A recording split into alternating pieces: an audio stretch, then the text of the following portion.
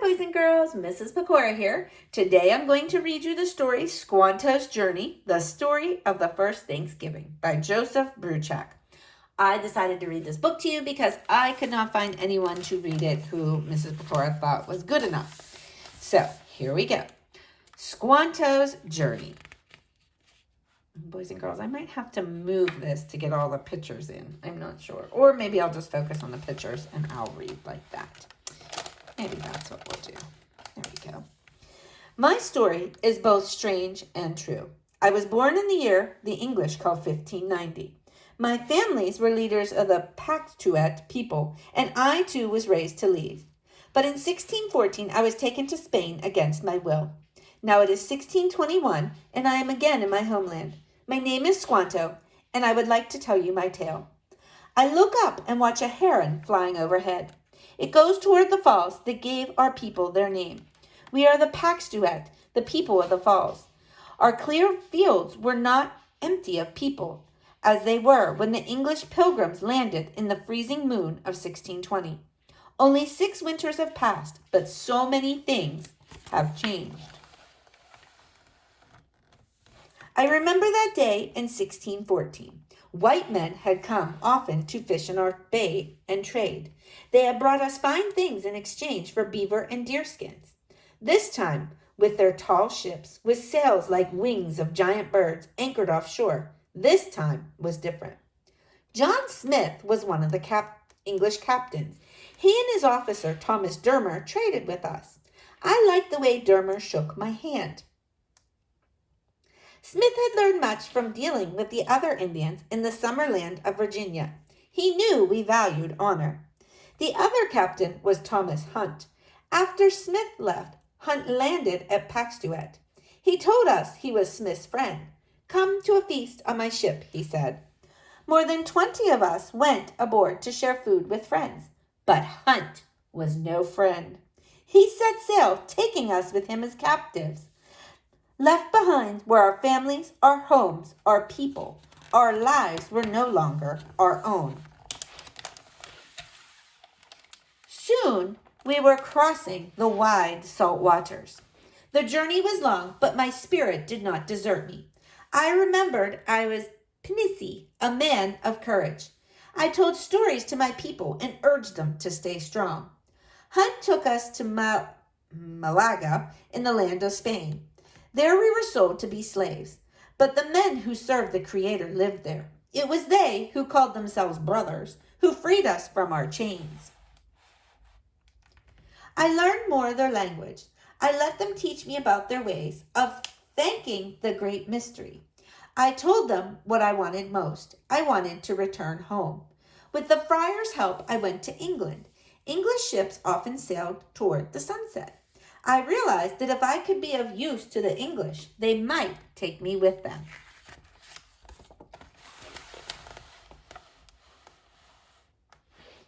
It took much work, but I learned the language well. In March of the year they call 1619, I sailed back to New England at the side of my friend Thomas Dermer, now one of Smith's officers.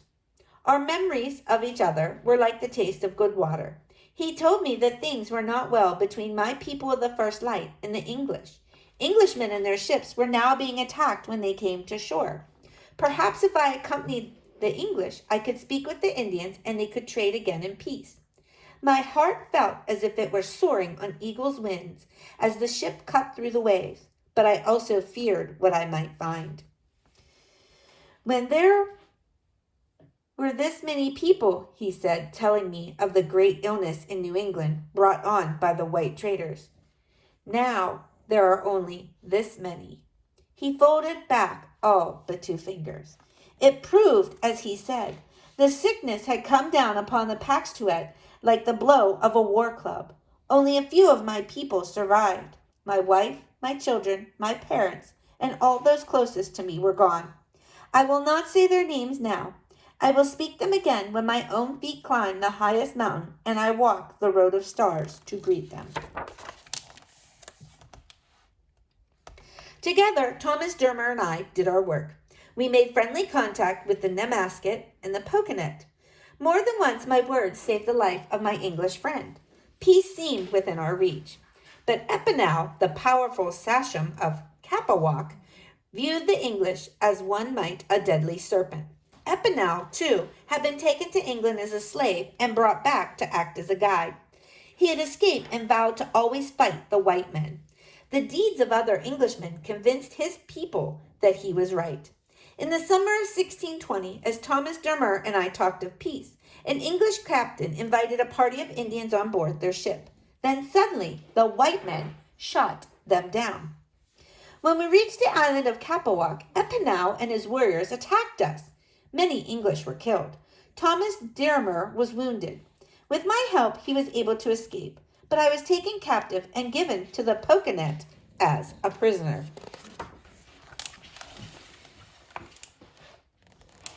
That November, when the Mayflower reached shore, the Pocanet watched. They did not come close to the English. If the Pocanet had been stronger, they might have attacked the white men, wiped them out, or driven them away. But the Pocanet were still weak from the great sickness. Where there had been thousands, there was now hundreds. The strength of our people was so small now that the Narragansett, to the south, untouched by the plague themselves, ordered the once proud Pocanet and Nemeset to pay them tribute. I spoke to Massasoit, the sachem of the Pocanet, as a prince should, with respect and honor. Befriend the English, I said. Make them come to understand and support our people. Massasoit did not listen at first. He watched silently through the winter. Then Samoset came to visit. He was a sachem of the Pemaquid people who lived farther up the coast. He had done much trading with the English. He knew some of their language. Let me talk with the Songlamonic, he said to Massasoit, nodding to me as he spoke. Massasoit agreed. The next day, March 16th of 1621, Samoset strode into the English settlement. Welcome, English, he said in their tongue. He showed them the 2 arrows in his hand. One had a flint arrowhead. The other had the arrowhead removed. The arrows symbolized what we offered them, either war or peace. The English placed a coat about his shoulders to warm him. They invited him into their houses. They gave him water, biscuits, and butter, pudding, and cheese. The food was so good, Samoset said to me later, laughing as he spoke, I decided to spend the night. When he left the next day, he promised to return with a friend who spoke their language well.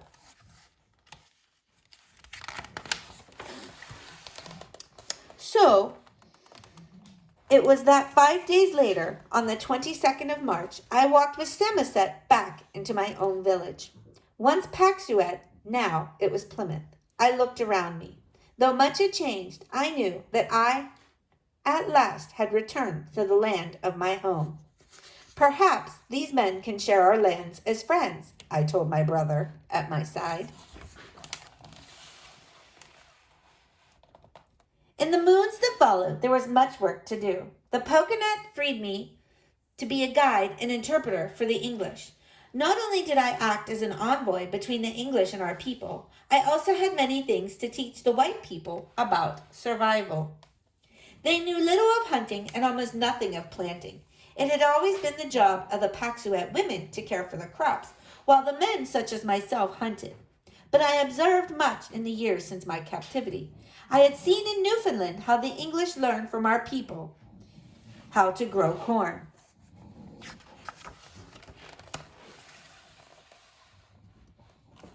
Use the small fish that wash up on our shores in great numbers, I told the English. Bury those fish in the earth and they will feed the corn.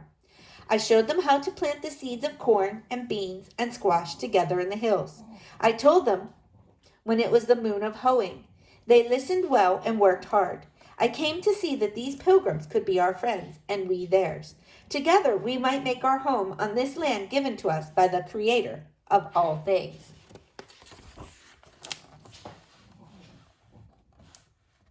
A good harvest was brought in this fall. Some of their English crops have not done well, but the 3 sisters, the corn, the beans, and the squash, have done well.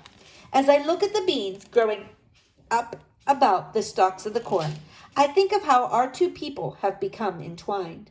I feel hope for our children in the seasons to come.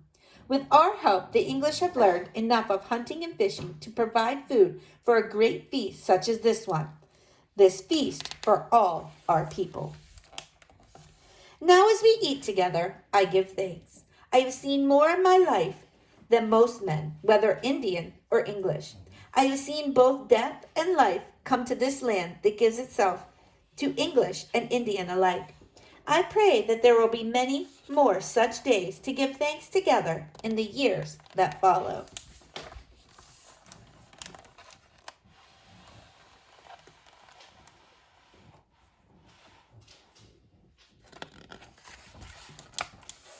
I am Squanto. I am known to all those who gather here, English, Poconet, Nemuscat, even a few of my own surviving Paxuet.